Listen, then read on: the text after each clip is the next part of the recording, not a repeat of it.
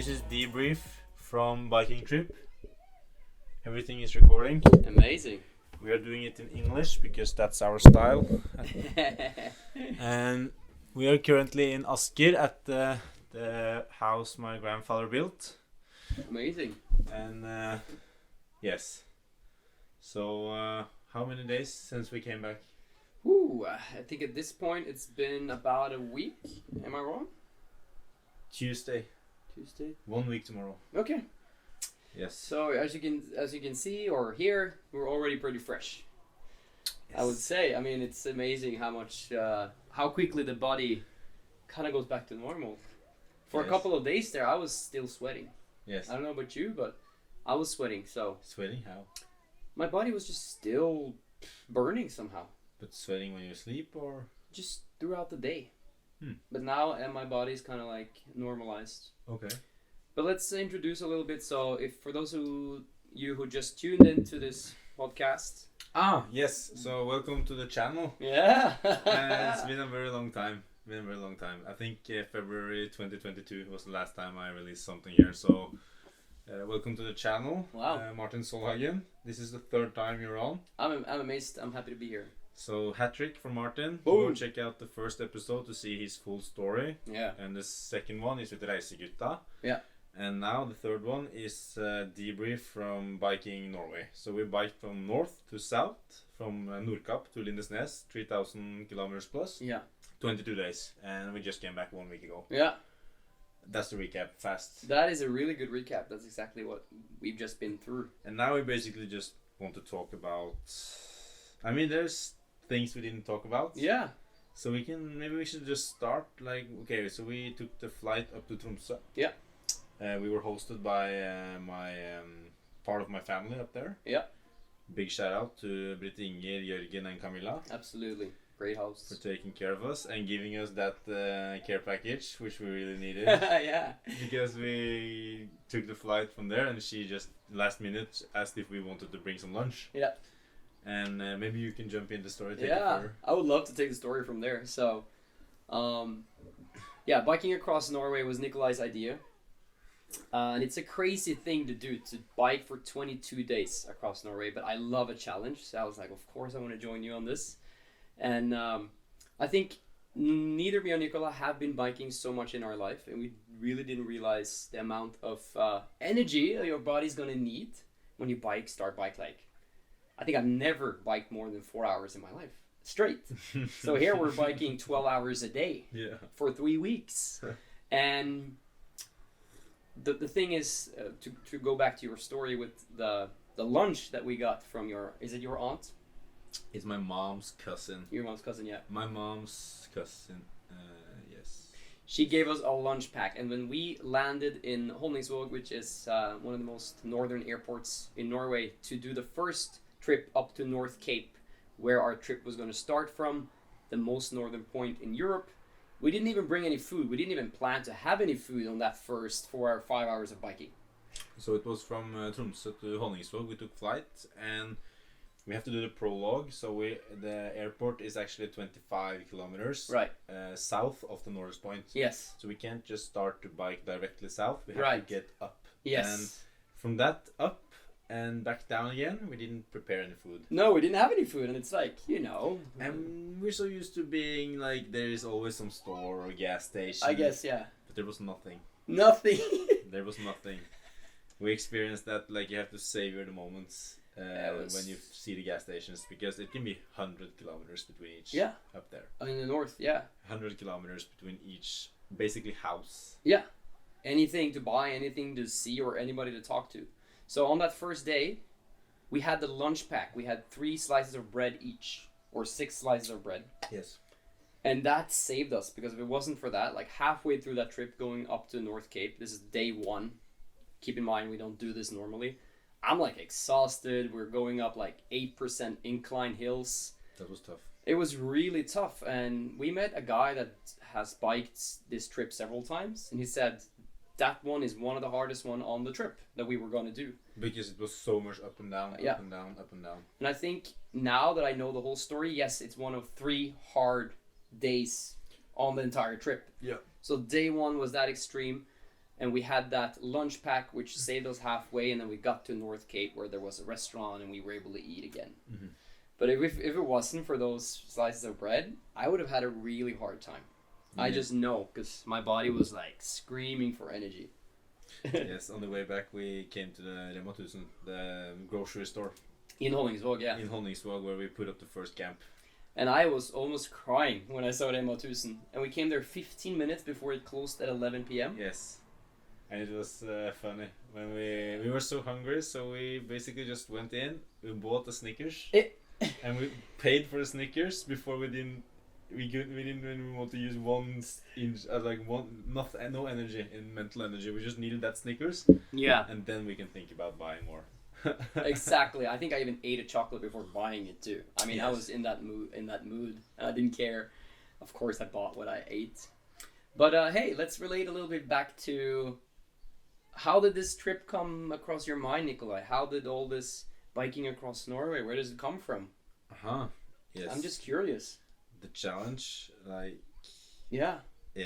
After being on the Survivor, I figured out that I wanted a new challenge. Yeah. And going across Norway, I was first thinking about doing it on foot. Yeah. But it takes around 3 months. Oh wow. So that's a huge project. We wouldn't even still be halfway. Yeah. Crazy. We wouldn't even be 1/3. Oh my god, still up in north? Yes. Freezing? Yes. So, and it's also the time perspective. And my mom just bought this book, Biking Norway. Yeah. And I also listened to Chris Walker, I think his name is. He biked the whole world. He was on Joe Rogan. That's how I found him. Mm. And I just got very inspired to bike, because then you can cross the whole Norway much faster.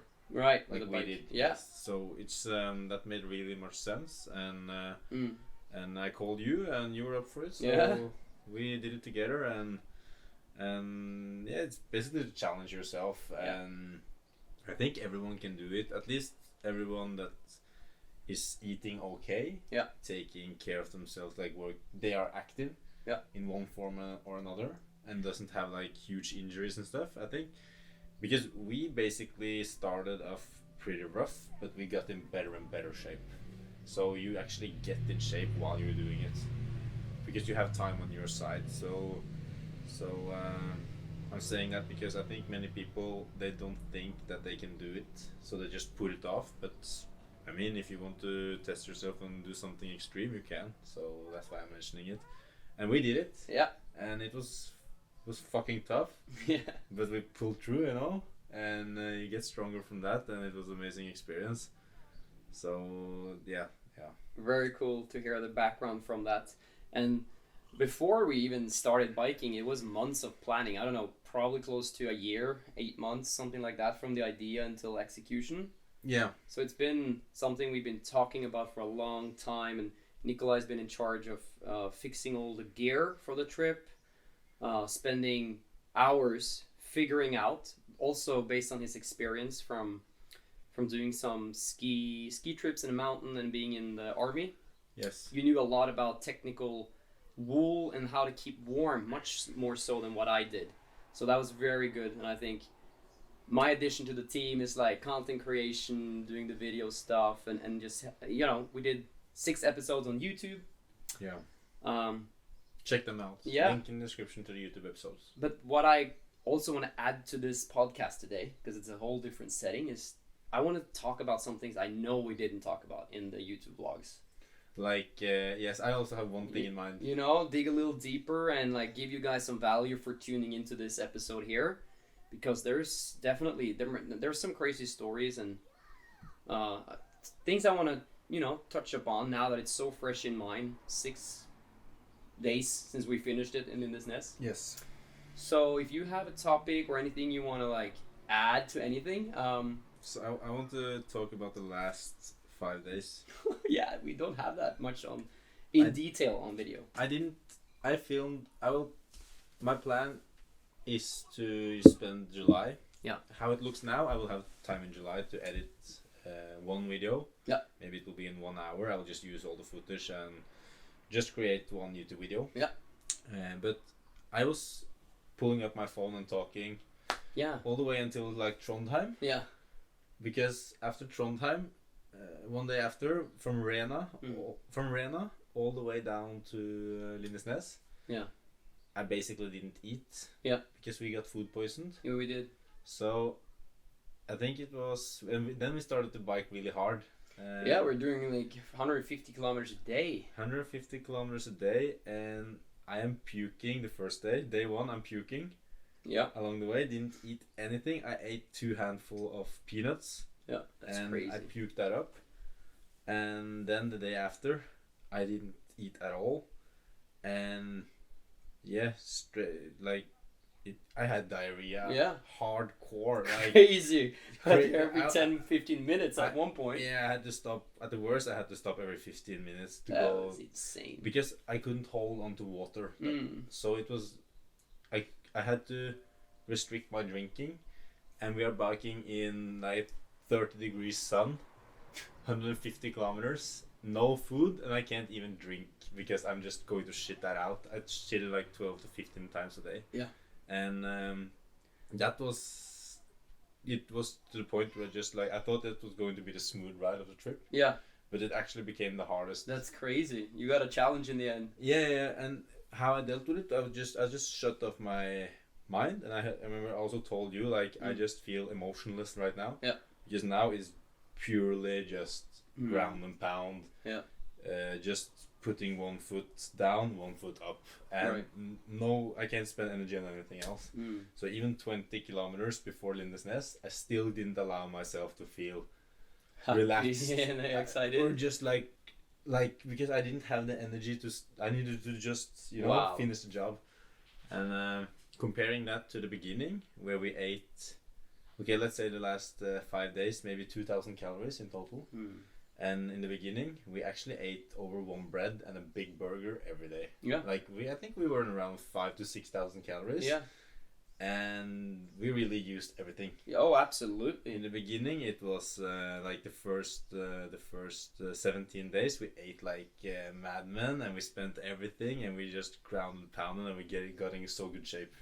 Yeah, I want to, when he says about we spend everything. So imagine we come into a store after we cross the mountain, and we both eat a 300-gram hamburger each. And when we're done eating, we're not even full. So we got another 100-gram hamburger. Yeah. And before this, we've been eating like, half a bread. And we didn't even have to go to the restroom. The body just consumed it all. Like, it needed the energy. Yeah. There wasn't even a trip to the restroom. Like, that's how crazy it is. Because we were biking probably, if you look at only hours spent on the bike, 8 to 9 hours a day on the bike. But when you're actually, from the time you leave the tent until you set up tent again, your trip is like 13 hours a day. Yeah, more. More, yeah. More. It's like 14, 15 hours a day because we're taking 15 minutes break every hour. Yeah. So that 15-minute break adds up times 8 to another 4 or 5 hours of just break time. And up in northern Norway, it's still ice on the lakes in June. So it's like I didn't expect that. I've never had a summer in northern Norway. I've had a visit to Senja once, but it was summer. That was what I was expecting, and that's maybe because I'm a little bit stupid and oblivious to the real conditions out there. But we got some solid tests along the way. For sure. And but I want to add a little bit to your story now before we jump into northern Norway, which was like so crazy. I want to talk about my perspective from seeing you struggle for those 5 days, and kind of I think, it's just cool to have my angle on that. I think I suspect that either we ate a bad hamburger at that Shell station after right before Tynset, or we drank water from a bad river. Yeah. We're not 100% sure exactly how we got this food poisoning. Yeah. But so after we passed Trondheim, we really started feeling a change in climate. And then we biked from Trondheim to Tynset, which is about 160 kilometers, something like that, 143 maybe. And that was the first day where the sun is out, and we're like, wow, it's warm, we're taking off the shirts. And then when we get to Tynset, it just gets completely. It went from 20 degrees to like -1. It felt like the first night, yes. And we're both inside our sleeping bag, shivering, and that's when I, for the first time, feel that we've eaten something bad, or drinking something, some type of bacteria. So I wake up in the middle of the night, having to puke right there and then. I barely managed to open up my zipper from the first tent inside, and just pukes inside my tent. And then 4 or 5 times throughout that night, I'm going down to the river next to our tents and just puking, and I'm shivering because it's so cold. It was horrendous cold, and it was wet as well. It was crazy. Yeah. It's like this moist in the air. So I think that's probably why it didn't affect me as bad as you the next couple of days, because you didn't puke that first night. Yeah. So your body kept all of this inside, and just it turned into this beast. It's difficult to say what was, because yes, you got sick that night, and then it took the whole day after. I was like, okay, yeah. You were also able to eat again, yeah. But then the day after that, then it was like, for me, I was done. Yeah, you were eating from your fat storage in your body, and you could keep up with me. I mean, I was just keeping the same pace that you and me had created together, and you were still able to keep that up, I think, all the way into Larvik, actually. Yeah. But on that night in Larvik, when we approached, you were really starting to feel like, Martin, something's really bad now. Zombie mode, yeah. Yeah, no, I had to level down. And we still had 2 days left of biking, 300 kilometers. And the next morning when we woke up, that's when we agreed after a couple of hours of biking that I was just going to push ahead. Yeah. Because of you having to go to the restroom a couple times.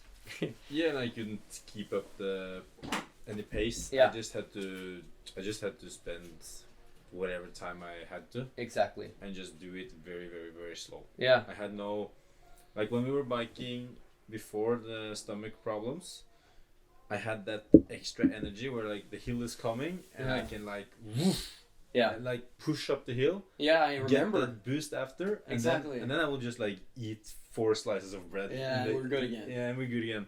But now it was like every hill took something from me. So I just like adjusted to the point where I can just like bike very consistently.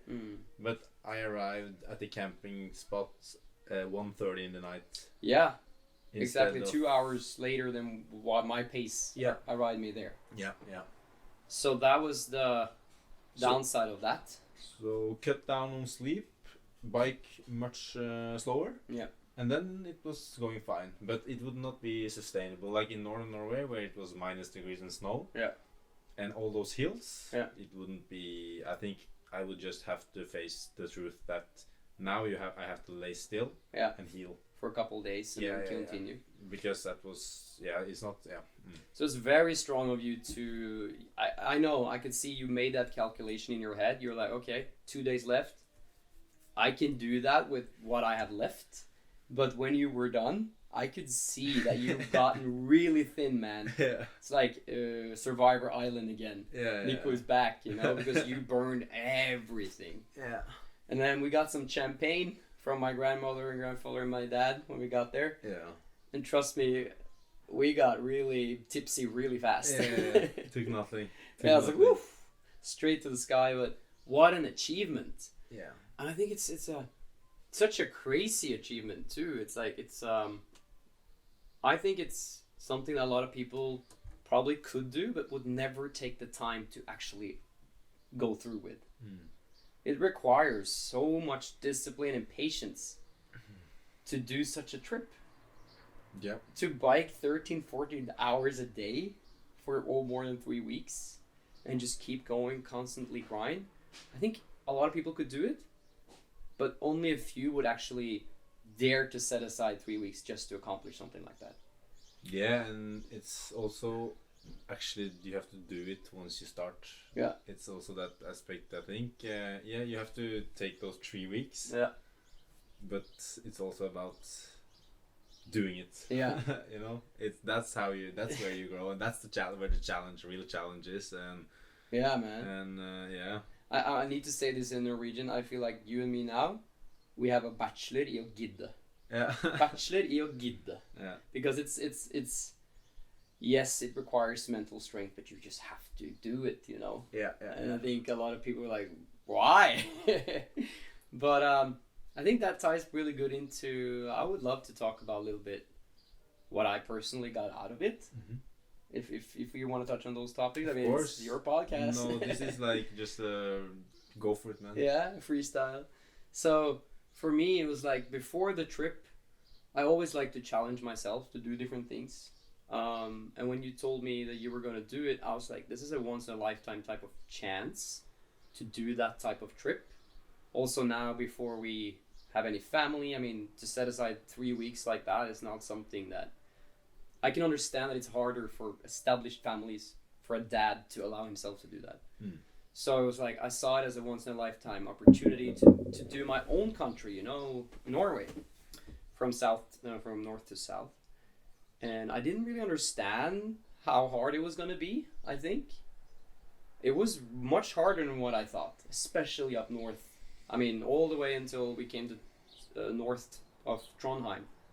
It was crazy. And I was, I think, in another type of expedition survivor mode.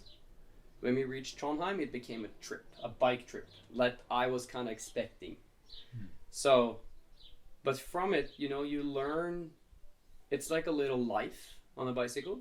Maybe this is something we've discussed along the way, but it's like, you're on a bike for 3 weeks and it can kind of relate to your everyday life. It's like, there's going to be days where there's going to rain for 13 hours, but you still got to do the job. Mm-hmm. You got to get through it. And you learn that not, if you just, you know, stand in it and you just keep going, there's going to be a sunshine day coming. And there's going to be uphills. And you're going to get a lot of speed downhill. And when things are as hard as they can possibly be, somebody comes out and offers you their apartment for free for a night. I mean, it's like relatable to life that somehow things always solve themselves, you know, and there's just, I thought it was really beautiful when I could start to relate it to my life, because it's so long on a trip that you realize that I just got to keep going and I will reach my goal eventually. I'm going to end it with that, and then, yeah. Quitting is not in the blood. Yeah, no, I guess so. That's what's cool when you put yourself into extreme situations like that. You can't plan for everything.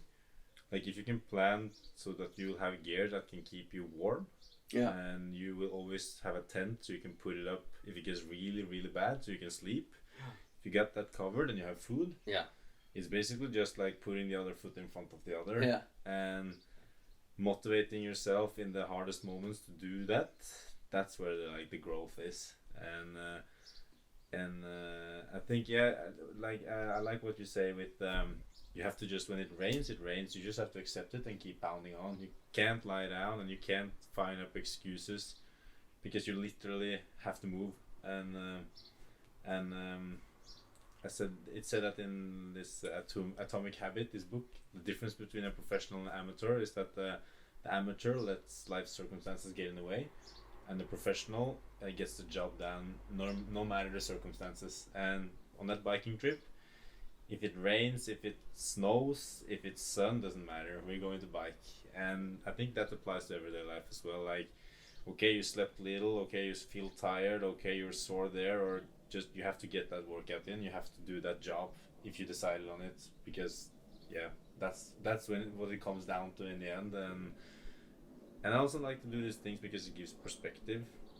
Like in everyday life, it is easy to get caught up in the small things.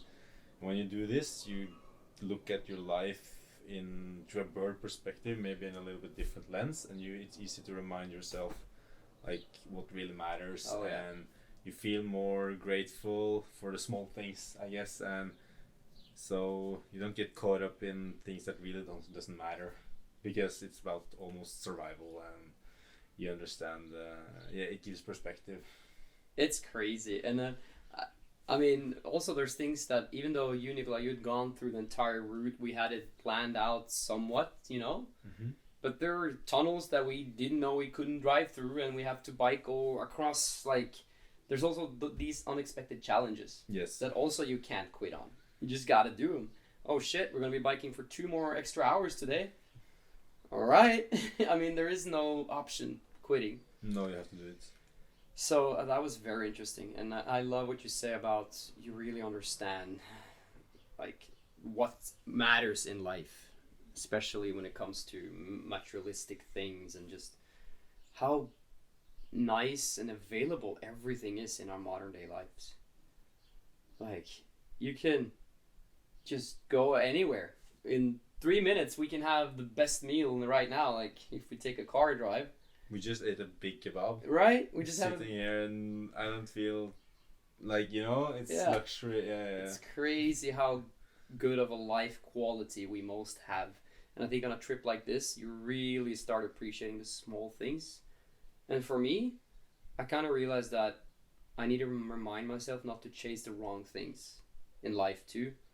Like, health is very important, and just having the basic things you need, a roof over your head. The house doesn't need to have 10 rooms. Mm-hmm. It can have 3, and I know I will be very happy. Because on this trip, I just had a small tent. Mm-hmm. Right? You could just dream of a small cabin, and sometimes we did rent ourselves in on a cabin. Mm-hmm. And it was like the most luxury thing ever. Oh wow, we have a bed now. Yeah. Those are beautiful moments, and normally in your everyday life, we're so like spoiled. I feel spoiled in a lot of ways. Like, oh, that hotel room is not nice enough. Oh no, I want a better one. I want a better one. I want that and that and that. But on this trip, it's like you get so grounded, and that was the beautiful part about it. I think.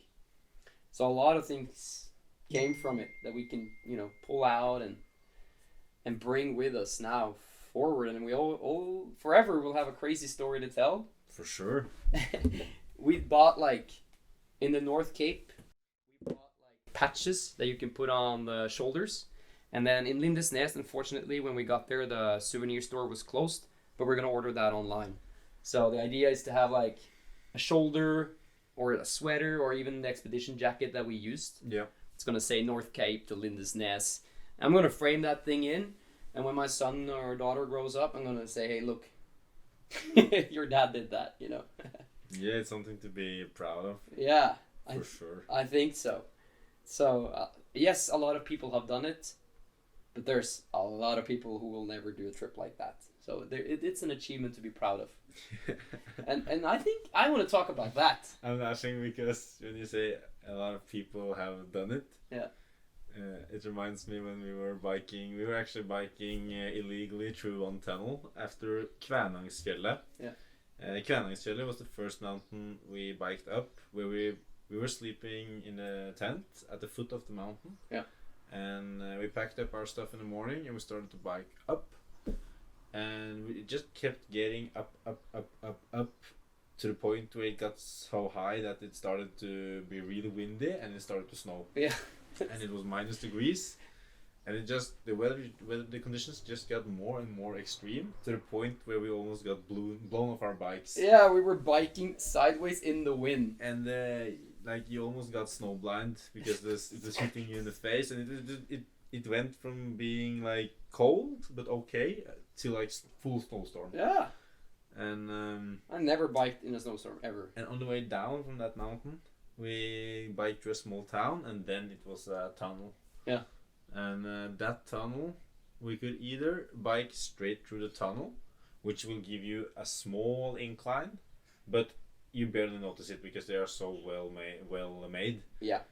Or you can take the bicycle route, which goes over that mountain again. So it's basically another mountain. 3-hour trip, yeah. You will save to bike through the tunnel in total maybe 3 kilometers, or you bike up and down, and that will take you maybe 1.5 hours. And the conditions were so extreme. And we biked through the tunnel. We got stopped by the police because someone called us. The police guys were just did you see the sign? And we said, yes, we saw the sign. Yeah. And he said, yeah, well, I think even the mountain is closed because of the weather conditions. He said that. And since you have lights, we will allow you through. But he was very friendly. He asked us... he was a cool policeman. Yeah, he was awesome. You can see he was experienced. And he said, where are you going? And we said, we're going to Lindesnes. And he was like, you guys are not right in your mind. Laughing a little bit about it. But it was respect, mutual respect between us. And he had this I don't want I don't know. He was probably very new in his job. This other police officer, and he said he said he knew someone who biked it in no, someone ran from north to south in 30 days. Yeah. And we're like, holy fuck! That first of all, I don't know if that's true. That's insane. Yeah. If somebody ran from north to south in 30 days, wow. Yeah. But I think what you're touching upon is like everyone. I don't know. Everyone wants to always like find something more extreme to talk about. Yeah, But yeah, it's yeah. not about being the most extreme. It's about doing hard things which you can grow from, I guess. I agree. Hey, you should repeat that one. That one is so important. That one's good. Yeah. It's not about, what did you say? I want to hear that one again. That one's... It's not about being the most extreme guy, but it's about doing hard things which you grow from. amazing. Yeah. I think that is the key, because even when we were doing a newspaper article, one of the questions that we got from the newspaper lady was, well, there's a lot of people who've done this trip before you. What's so special about your trip? Mm. And to us, it's like, well, it's biking across Norway. Isn't that pretty crazy in itself? And like, we built this culture where, I mean, biking across Norway isn't crazy enough for you anymore. You know what I mean? Like, that's insane to me. I think then the focus is on the external, like you focus on like, because it's in the end it's all about how you experience the trip. Like when you're in it and you're dealing with hard moments, it doesn't matter if somebody did it more hard. You still have to deal with those internal things which will make you grow. But I feel like maybe society is very much focused on external things. Yeah. So maybe that's the question is related to like comparing it to other things, but it's not about that. It's more about what's going to happen internally and how you will deal with things and experience it. I think that's beautiful, and I do understand her perspective coming from like a newsworthy article thing. Like, she needs to find the juice. What's special here? Yeah. But to us, I mean, it's newspaper juice. You know, but to us, it's like it's. I think the question is wrong, and I'm honest when I say that. The question shouldn't be asked that way. Yeah. It should be asked differently, because biking across Norway or doing something extreme like that is an extreme thing in itself. Yeah, I wouldn't ask that question. Yeah, so that's just something that we wanted to highlight, that we feel that don't always feel like you have to overdo it or do something that's never been done before. I mean, do it for yourself and do it out of growth, and you will inspire others that's on a similar path as you, a similar journey. I mean, not everybody is an extreme person that, you know, for me, I'd never biked before like that, but I really wanted to do it. Yeah, you did it. And if I was going to care about if someone had done it before me, that trip would never have happened. Yeah. You know what I mean? So don't underestimate yourself and look at what everybody else is doing. Do it for yourself, and I promise you, when you share your story, even if it's to a close circle of very few friends, that will inspire a lot of people too. Yeah, for sure. You know, and I think for me, this is like one of the coolest things to put on a CV, like on your resume. Imagine like I'm in a job interview process in Norway in the future, and it's like between me and another candidate, we're both really good on paper, but then it comes down to like, okay, tell me something about yourself that, you know, would make me hire you. I'm gonna dig this one out of the hat and tell the guy, hey, I biked across Norway. Took 22 days. I had to go through so much discipline and find myself and get the job done. What's the other guy's gonna say? Yeah, I agree, and it's also about the accomplishment, like what you said about putting that jacket into the wall. Yeah.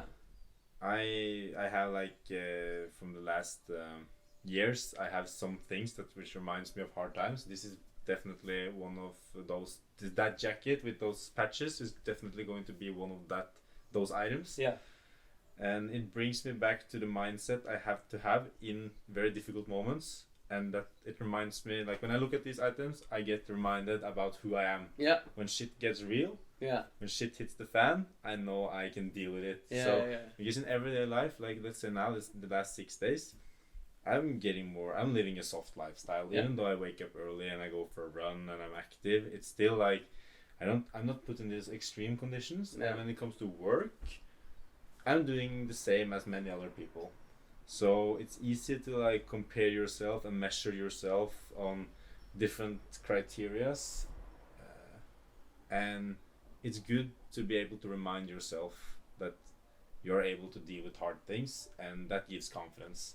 You can live on this moments, like how you deal with difficult situations. It gives you a sense of identity and pride in yourself, and if you don't expose yourself to very difficult situations, it's hard, I guess, because you don't know, and then you can start to maybe have it boosts your confidence, and I seek that in everyday life as well. So for me, that means waking up early and going for a run, and having to deal with, like, always when I start to run, it is this moment in the beginning where it's like it's fucking hard. It's like and you're starting to sweat, and then it is that small moment where you have to tell yourself that I'm fine, and then you get over it, and your body just adapts, and you get in this flow, and that flow I take with me the whole day, and that's my reminder of who I am. But if I don't have that, and some days I'm not able to do that, and it's good to know that at least you can look back on these extreme things, and that gives you, like, I don't know where I'm going like, I don't have a definitive point, but it builds confidence, it builds character, and it brings a stronger mind. I think it's amazing. What I get from that is, like, if I'm having a rough day in my normal day life, looking at the wall or looking at some items like you said, that's gonna be like, yes, this is who I am. I'm gonna use that motivation and all that experience and just get this stuff done over here, my normal day life. I think that's amazing.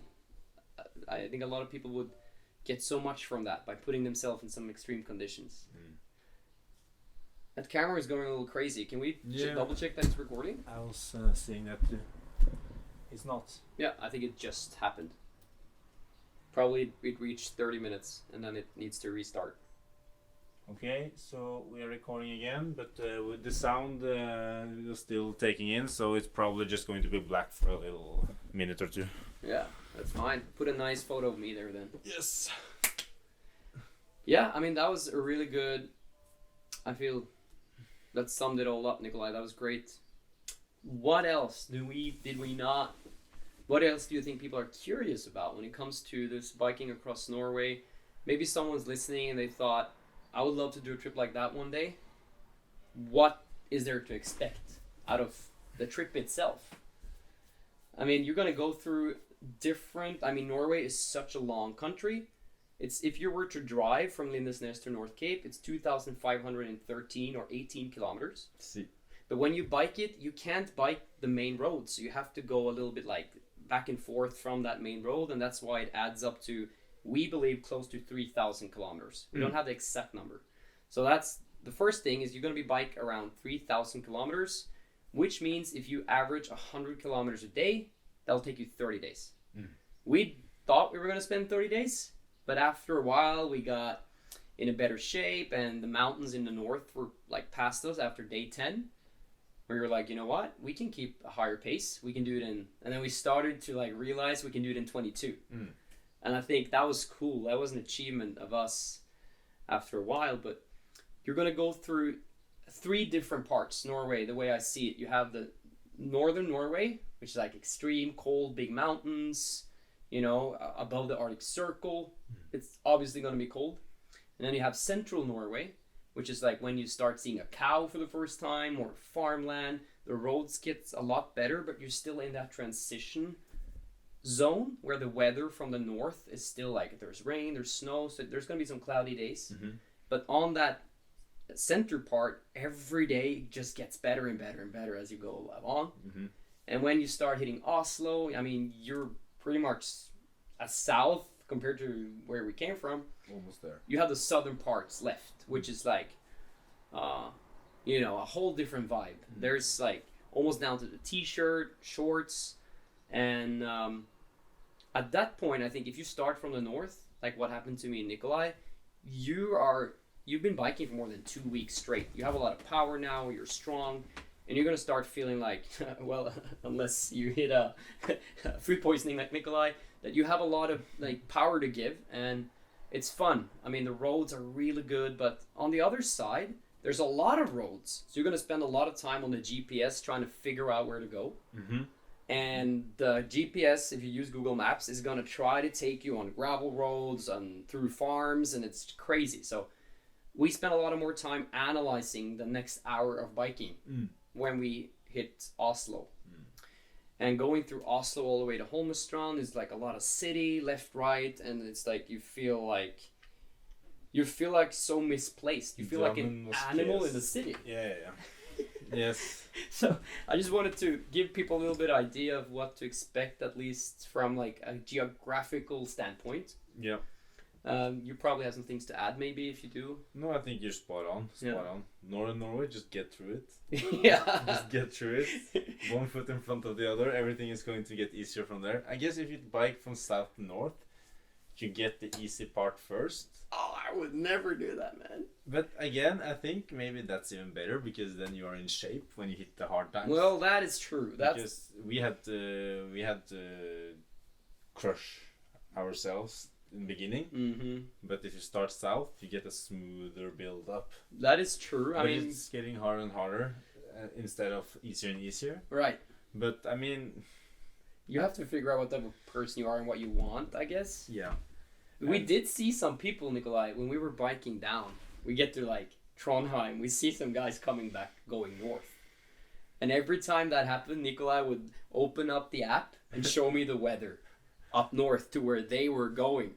And it was like snowstorm, rain, like 2 degrees. And I was like, every time you did that, I was smiling.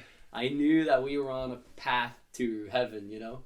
It was the rain and the weather conditions in northern Norway is not typical what we experienced. This season is extreme. Like usually they have sun, right, and plus degrees. We experienced this season is very special. Everyone said that because you had snowstorm and you had like 0 degrees and below zero, and that's not typical for May and June in northern Norway. And it came to the point where we biked to Bjerkvik. So this day we are having a very long. We are biking 146 kilometers, and we are biking maybe 1.3 kilometers in altitude in total that day. In incline, yeah. And in incline, and we are basically biking very kind of flat in the beginning. And then it goes just up. It never ends. It never ended. And we're going so high to the point where the lakes are frozen. Yeah. It's only white around us. Snow a little bit. It starts to snow a little bit, but the weather conditions stay calm. Yeah. But when we start to go over the mountain and on down, it starts to pour rain. Yeah, it rained a lot. Pour rain. It poured towards Larvik and then we're biking down to Bjerkvik. We are soaking wet, and I'm thinking, okay, we biked over 100 kilometers today. We did that big mountain. We are soaking wet. It rains so much that like we are wet. That was the first. Yeah. No, it was not the first day, but it was the second day where we were wet to the point where everything was soaking wet. Yeah, even the socks, even yes. Through the jackets. Yes, like, it's impossible boxer short, everything is just wet. And we're sitting there and I'm thinking, okay, maybe we should just call it today. We have biked 104 kilometers. And then I checked the weather conditions. And I saw that the rain never ends. You can't sit this one through because there is no sitting through this.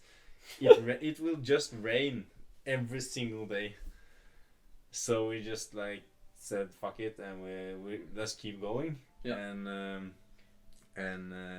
We just basically had to bike away from the rain, through the rain, to get to the sun.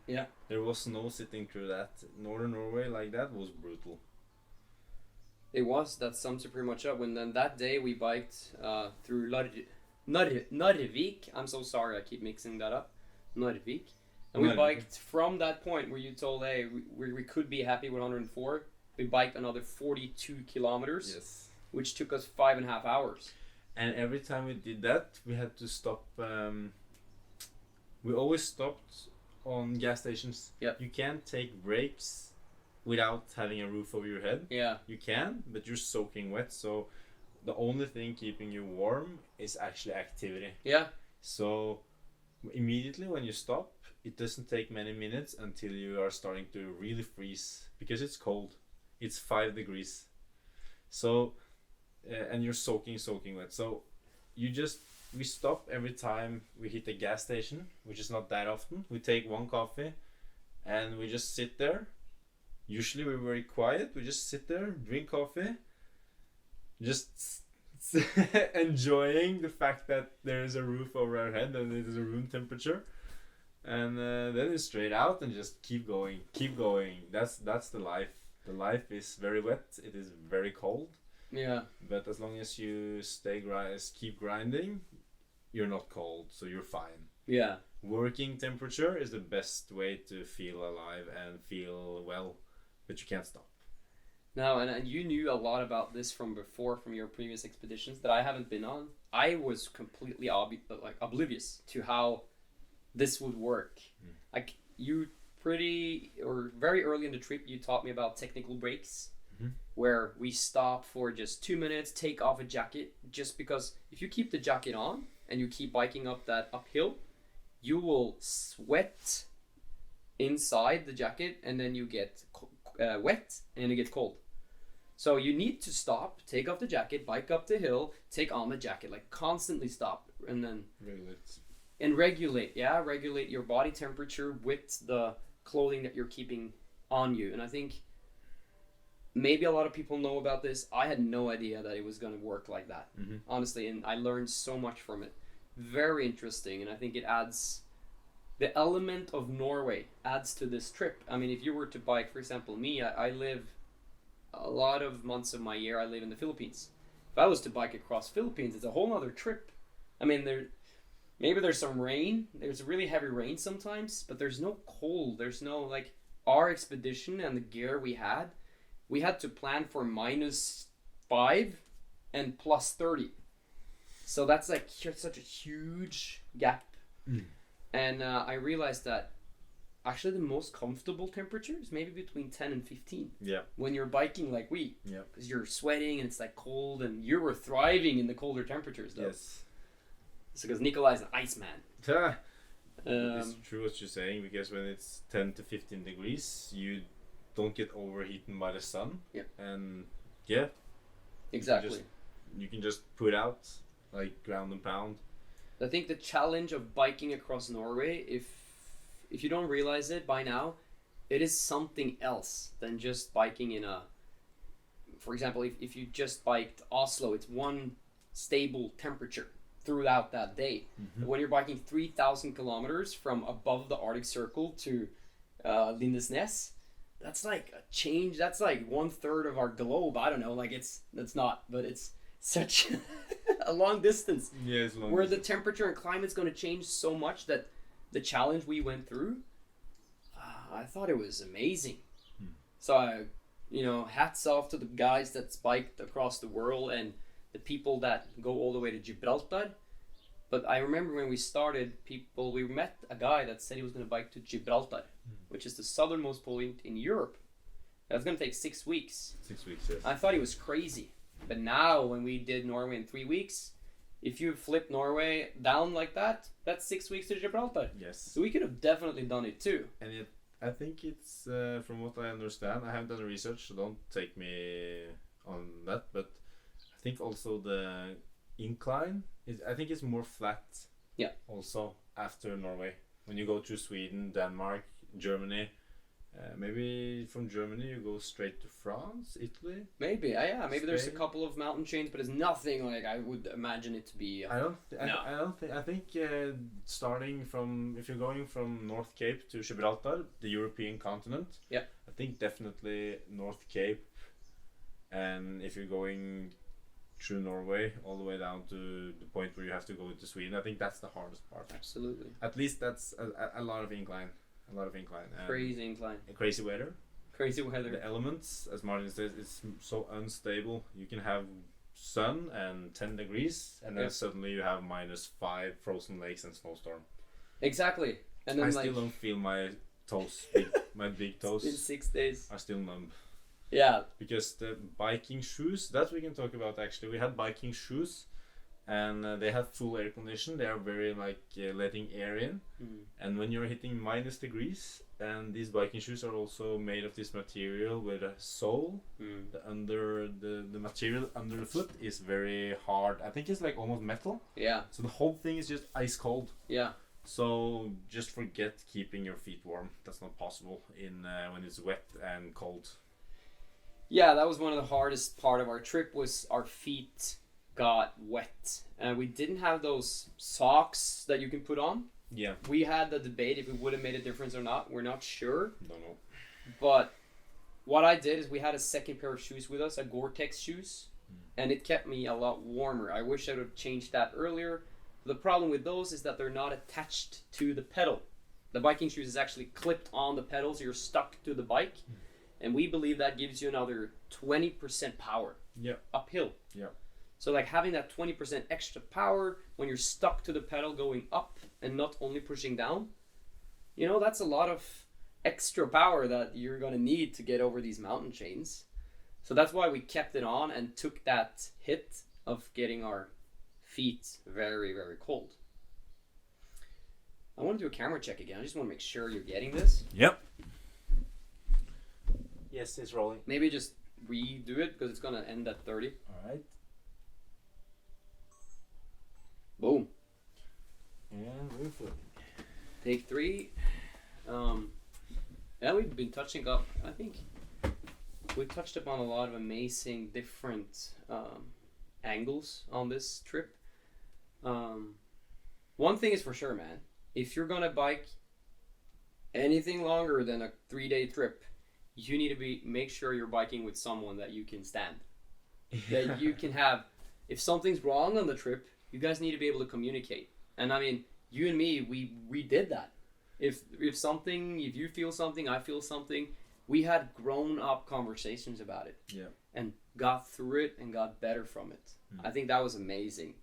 And I mean, it's like, you're a team, you know, you're going, and if you're doing Norway, it's like an expedition. It's not just a bike trip. It's like, you have to push each other. So having someone with you on the trip that you can trust and that you feel comfortable with, and that you know if shit hits the fan, or if someone gets like a little grumpy, you know them. I think that's important because it's a big challenge for a lot of people. Yeah, I am. When it comes to extreme situations like that, you have to make a choice early on. You have to make the choice when it's the first time you're getting. The camera's going off again. What's the right? So it says that I think it's overheated. All right, you want to take a small break? We can do it the rest on the. On just the sound. Yeah. Okay. So we're still. The camera is off. Unfortunately, that's life. That means if you're tuning into the podcast, you get some extra juice. Yeah. So you have to make a decision when you are starting to feel very tired. Even for some people, it can be day 1, or some people it can be day 5. But the point where you get really tired and you have to make the choice that this will be my life for the next weeks, it will be so long that you can't start to count days or count hours. That's not possible when it's this kind of length. So you just have to either accept that your life is going to be very hard, and you have to look for the possibilities to grow, and you have to just deal with it, or you can choose to just quit. And everyone has to make that choice when they do things like this, I think, if they're not super experienced, of course. And it's important that you have people with you that are able to stay on the path. Yeah. And not just like be a rock in your shoe. I want to give up, or I mean, and start to find excuses and like start to feel sorry and like. Yeah. I think. I think that's. But you don't know before you're actually in the situation as well. So. Yeah. You have to just like go for it. And we go a long way back, me and Nikolai, for those who might be listening to this and not knowing us personally. I mean, we have years of experience with each other. So I wasn't scared going on this trip with you. I knew kind of what I was going to. Yeah. In a lot of ways. But, I mean, I travel a lot for work, and I've been on trips where you meet someone for the first time, and after a week, you're like, I never want to see this person again. Because the energy is just so not in tune and zinc. So I think that's where I was going with it, is that when you do something like this expedition wise, where I felt at times my life was on the line, not that it was that extreme, but hey, we're doing something that requires focus and attention. Yep. And having someone with you that you can trust and that you know is got your back is very important. Yeah. I just wanted to add that to the podcast. Yeah, that's true. Travel, do these things with people you can count on. Yeah. Yeah. And also, like, you know, when I want to talk more about what I got out of it, it's like the conversations we had on the trip. When you're like biking over a mountain together, and like downhill, like you're making this like like there's just so much emotions in those type of at least for me, it's like we just conquered this crazy mountain snowstorm, and I felt like there was times where I had to dig deep. And when we like the conversations you can have with someone after that, because you've been through the same thing, that's magical. Those are magical moments. I live for that. I feel like just as much as the trip itself. Yeah. I live for sharing those moments together with someone. Yeah. Amazing. I agree. That's life. That's life in the way I think we were built for. Right. Like today's society is very like how we live. We describe living in the elements of cold weather, warm weather. Like, and you just have to deal with it because there is no other way. I mean, back in the days, you couldn't even quit. That was your life. That being a human meant that you had to deal with these things. You didn't have electricity. It's not that long ago since we got electricity even, and you had to use a campfire or like a fire to get heat, and like times were hard. Yeah. And this was your everyday life, and eventually, I think. After around 10 to 14 days, most people usually adapt. They start to forget the shower. Yeah. They start to not think about being wet anymore. It just becomes a habit to not being able to just sit down and be comfortable.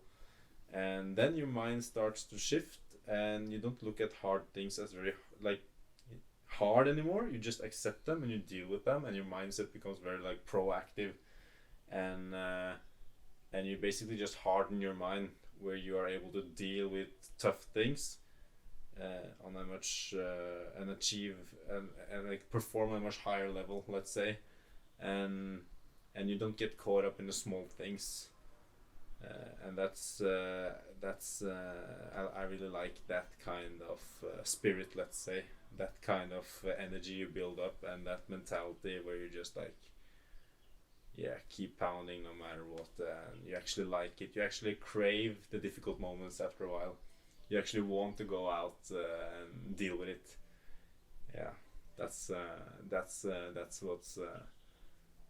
what's maybe most attractive for me doing these things, because I know that when I'm comfortable at home and I'm happy with my family around me, I have a great job, I'm very appreciating of life, but I also know that there is something more out there, as long as you're willing to put yourself in those situations, and you will deal with it, and you will come out stronger, and you will feel so much more like you will feel more alive than it's very hard to feel that alive in let's say a natural environment. You have to be out there, let's say. I love it. I mean, that's exactly how I felt about this trip too. I haven't done that many things in my life that puts me in that position, that extreme. And this trip definitely made me feel alive in a lot of ways, man. But you've been living on Shargau, that island. I think that's also some kind of what I'm saying. Like you're out, like just being outside. It's not about doing these extreme things necessarily. It's just like using your body, being outside. You laugh more, you, let's say, cry more, you're out in the water every day, you know, you're just in the elements. Oh man, I love it. That's why I love to surf. You're like conquering something from nature. Yeah. You know, you're like grabbing that wave and just like riding it, and it just like it naturally occurs. And I love that. And then also like free diving to me gives me that same feeling. Cool. So I guess in a lot of ways, yes, but this was just so much more extreme because of the lack of food and the lack of comfortable sleeping conditions. You know, going to Siargao and sleeping in a hut, in a bamboo hut, will be a dream compared to, you know, sleeping in a sweaty tent in northern Norway. Yeah, that's just getting into the tent. You are very wet, so you strip down, but you have a lot of sunscreen still on. So you're like in this kind of sweaty sunscreen state, and you go into the sleeping bag, and it's around 0 degrees. So you have to close the whole thing, but inside the sleeping bag it's very warm. So that is something I will never miss about that trip.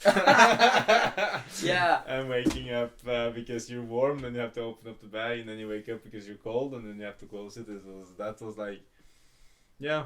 That was something you just had to deal with. That was just like, that was, some things are just shitty and you just have to like deal with it. Yeah.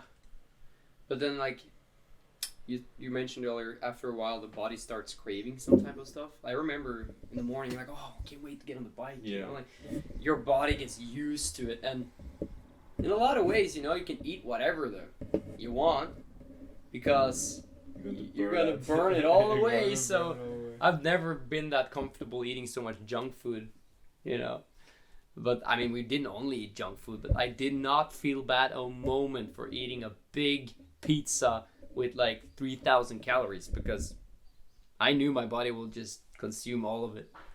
Yeah, and I think when it's also about that when you start, when you get your body going and you do that first 45 minutes, your mindset immediately changes from this sleeping mindset where you crave comfort, like you crave conformity, is that a word? Or you crave comfort, and maybe you're thinking like, oh, this is going to be hard, but then immediately as you start and you start to get that body temperature, your mindset changes.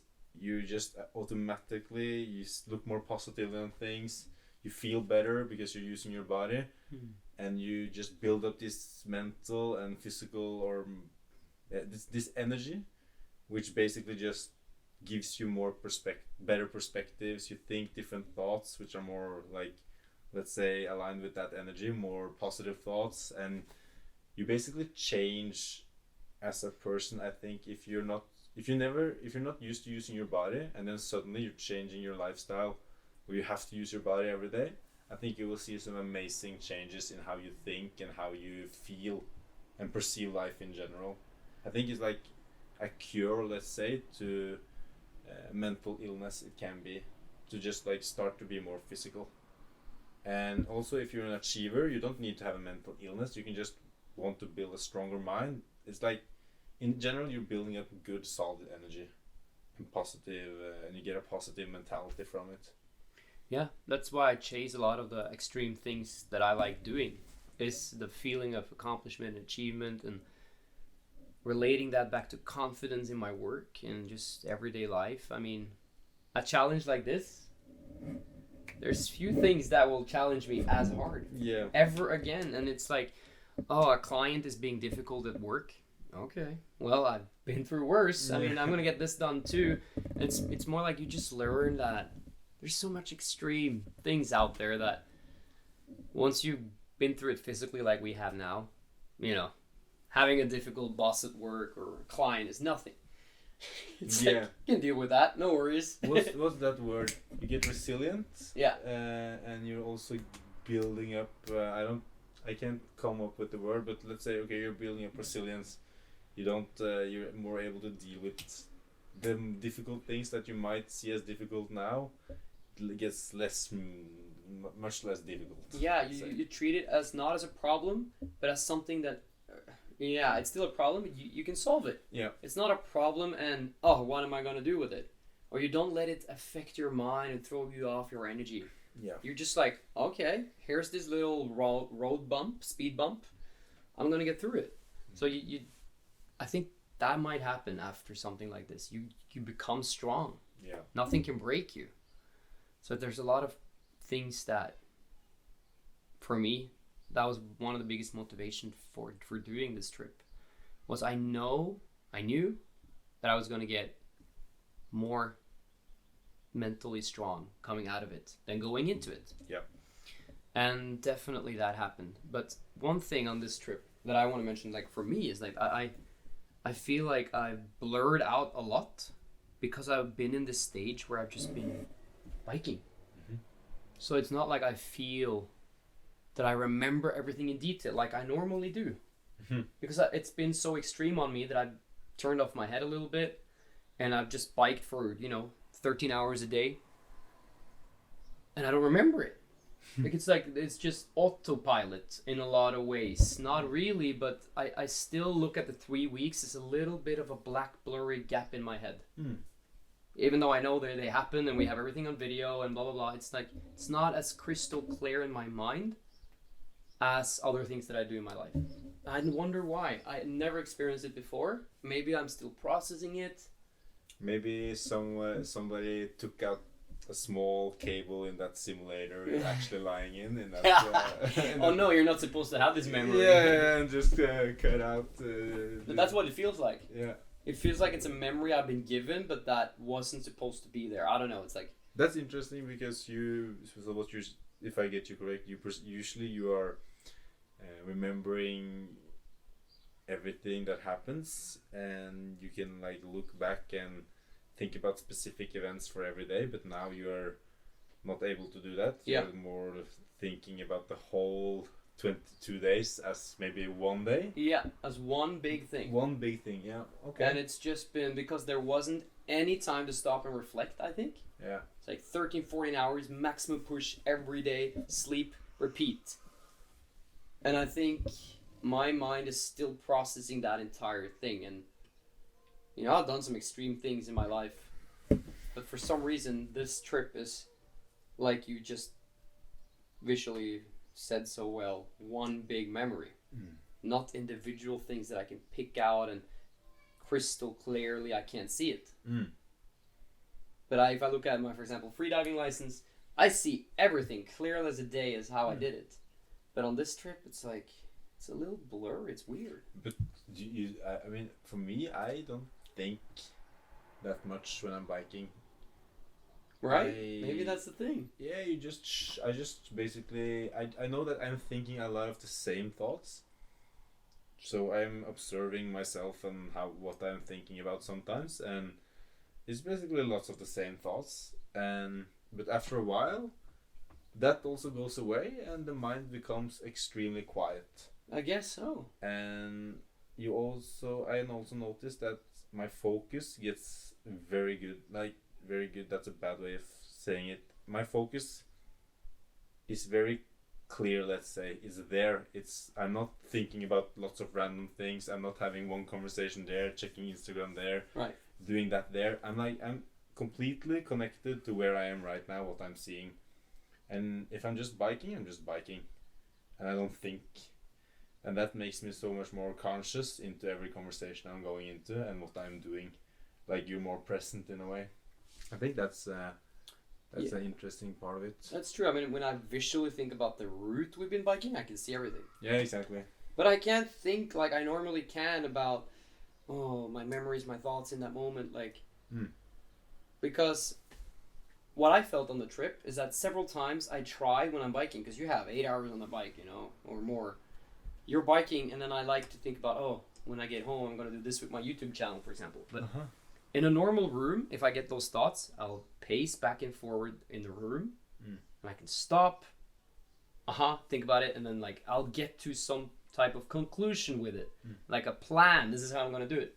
But when we're on the bike, I can't do that. I can't, because I'm biking in this way all the time. I can't make any plans. So I just have to let the memory go, or the ideas. Yeah. I can't solidly confine them into a plan. So that was a little bit frustrating for me. And I just had to I guess not think about anything. Yeah. That's the thing. I wonder the implication of that. How that's was it a good thing? Did my mind just now get 3 weeks vacation? It's about putting in it gives perspective, and it's good to do some things like that and get your mind clear and priorities straight for when you're coming home as well. I was thinking a lot about what I want to achieve. You solidify what you want to do when you get home. You understand that basically what you put in is what you get out, and yeah, it's all in all definitely something I would like to do. Not exactly that trip, but I know that I will bike to Gibraltar. I can say that immediately. I will do that. Crazy. Yeah, that will happen. I don't know when. I don't have myself a time limit. I want to sail, I want to run, I want to do a lot of different things, but Gibraltar is definitely happening one time or another. Yeah, that's a cool idea to have. Yeah. For me, it's about not the biking in itself. Like I have some bucket list things I want to do in my life, and I'm not necessarily seeing myself do another bike trip like that as an extreme man. I mean, it was fun, but I've been there, done that. I need to keep ticking off, but maybe Gibraltar with a future sun or something like that. Yeah. That and sun trip, that would be awesome. But biking across Norway, I think it's something for me that I will only do once. Across Norway, yes. Yeah. Yeah, I don't think I will do Norway again. Yeah. You've done it, as you say. I don't know how else to put it. It's like, yeah. If someone came to you today, Nikolai, and said, it doesn't matter how much it costs, but you need a billionaire, and you need to take him from North Cape to Lindesnes. What are we talking? Is there a sum that could get you to do it? North Cape to Lindesnes? So we talked about that on the trip, and the criteria would be, you have to, like, that person has to be able to hear the hard things, the hard truth, and needs to be able to deal with situations, and like, you can't babysit, but just to guide, like purely guiding.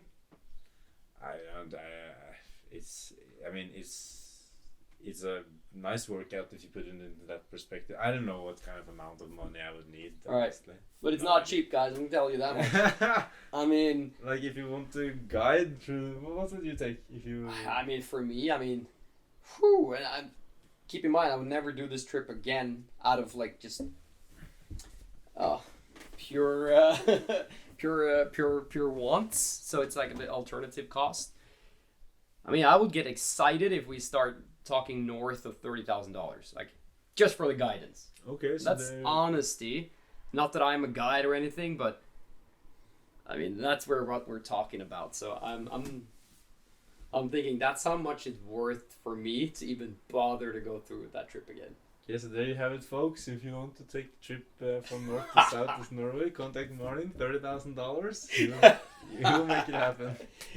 Yeah, I just wanted to add that element out of fun, because trust me, I really don't want to do the trip again. So I might even say no to that.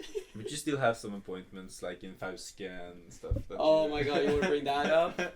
So I have this thing, guys, where if someone is offering something to me, or I feel like I can't tell them like I couldn't get there. Yeah. I always want to keep it an open thing. So what I would normally say on this trip is like, your restaurant is closed. I'll be back in the future. I'll come back. And Nikolai would over time start noticing this and keep me accountable for all these appointments that I have made now in all of Norway for people that I'm gonna revisit. And it's some places you said you would go back. I don't think it's just funny because we both know that we will never get back there. Yeah, exactly. Been there, done that. I will never get back there. I don't know. It's just, for me, it's a thing I do, and you never know. Maybe I'll show up at your doorstep one day. Yeah. All right. So, you have any more you want to add?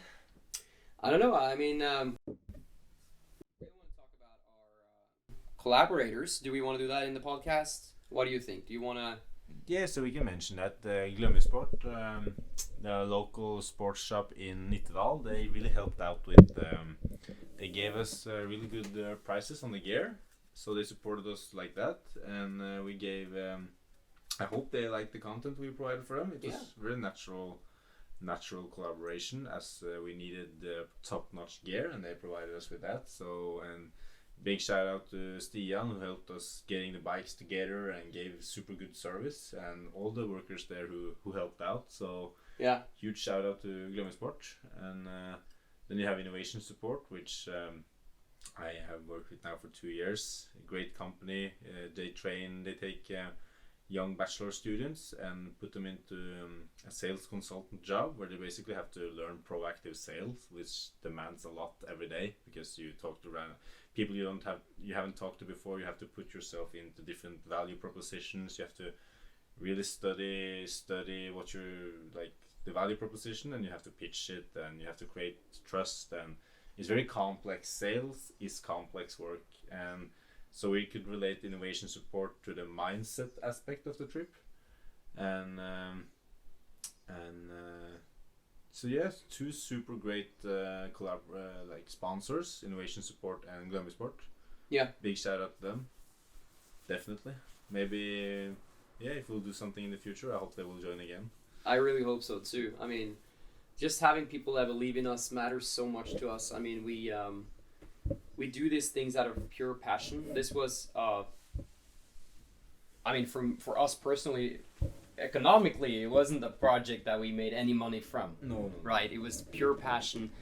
We spent also of our own money. We did. Yeah, I mean, we spent a lot of our own money and a lot of our own time that we put into this. So we just, when you have someone that believes in you and the vision you have and the stuff that you're going to do, it matters so much to us. So really want to give a big shout out to Glømmensport and Innovation Support for just that. Yeah. Thank you so much if someone's listening there. Great companies. And other than that, Nikolai, it was a great trip. One, I would say, out of hopefully more exciting projects to come. And thank you for being a good partner, a good biking partner on that trip. And thank you to everybody for listening. All right, so we'll keep it there. Yeah. And cool. All right, done deal.